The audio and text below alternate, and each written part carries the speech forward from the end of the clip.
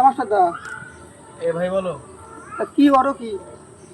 আরে ভাই এই যে গাছগুলো দেখিস না, আজকে তো বিকেল বেলা পড়ানো নেই, গাছ করছি। কি কি কাজ এই যে করছো? গাছগুলো দেখিস না, এইগুলো এই যে কি হয়ে গেছে। আরে তোর এই কি ফুল গাছে? এই দেখিস না, এই যে তোর ঘাস হয়ে গেছে। হ্যাঁ? বৃষ্টি হয়েছে না কয়েকদিন, ওমা! মানে কেন এ কি তোর কাছে গেছিস কেন তুই? হ্যাঁ, সবাই এখানে?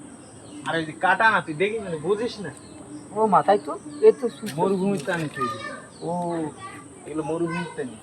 কোন জায়গায় মরবো? একটু ঘাসগুলো ধরতো ভাই, ঘরটা একটু পরিষ্কার করে ধরবো? দে তো। হ্যাঁ, কিন্তু এ তো হয় না। দেখি দেখি, মোবাইলটা একটু রাখি, হ্যাঁ মোবাইলটা একটু দেখি। সাবধানে এগুলো একটু পরিষ্কার করে দিস, ঠিক আছে? পরিষ্কার করে দিস, পোষা লাগে। ঠিক আছে? তুই সর, আমি করছি, ঠিক আছে? এর কাছে যাবি না, বিশাল দেখতে দিন, আমি কি বলবো, আমি কাছে যাই না, দেখবি কত বড় ঘাস হয়েছে, ঠিক আছে? তাই গাছ আনছো কোন দেশের থেকে? ও রাজস্থানে তো জানা।